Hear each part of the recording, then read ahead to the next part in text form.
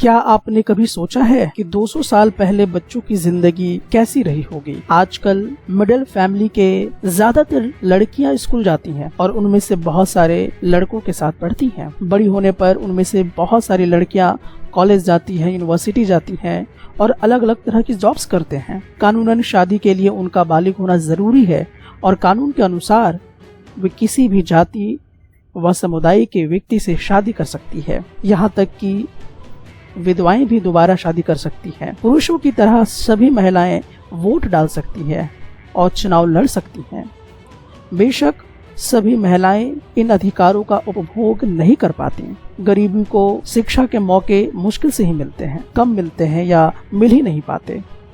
बहुत सारे परिवारों में लड़कियां अपनी इच्छानुसार पति भी नहीं चुन सकती।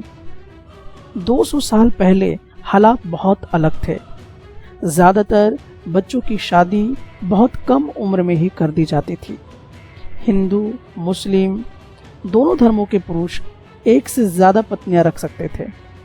देश के कुछ भागों में विधवाओं से ये उम्मीद की जाती थी कि वह अपने पति की चिता के साथ ही जिंदा जला दिया जाए।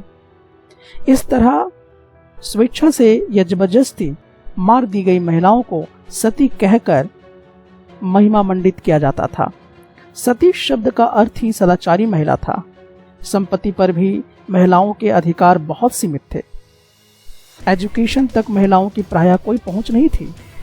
देश के बहुत सारे भागों में लोगों का विश्वास था कि अगर औरत पढ़ी लिखी होगी तो वह जल्दी विधवा हो जाएगी।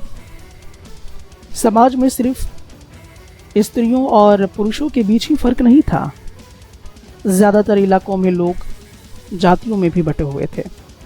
ब्राह्मण और क्षत्रिय खुद को ऊंची जाति का मानते थे।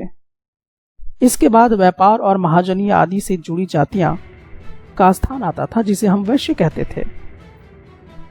फिर काश्तकार, बुनकर व कुम्हार जैसे दस्तकार आते थे, जिन्हें बाद में शूद्र कहा गया। इस श्रेणी क्रम की सबसे निचले पायदान पर ऐसी जातियां थीं जो गांवों शहरों को साफ सुथरा रखती थीं या ऐसे काम धंधे करती थीं जिन्हें ऊंची जातियों के लोग दूषित कार्य मानते थे, यानी ऐसे काम जिनकी वजह से उनकी जाति भ्रष्ट हो जाती थी। ऊंची जातियां निचले पायदान पर खड़ी इन जातियों के लोगों को अछूत मानती थीं।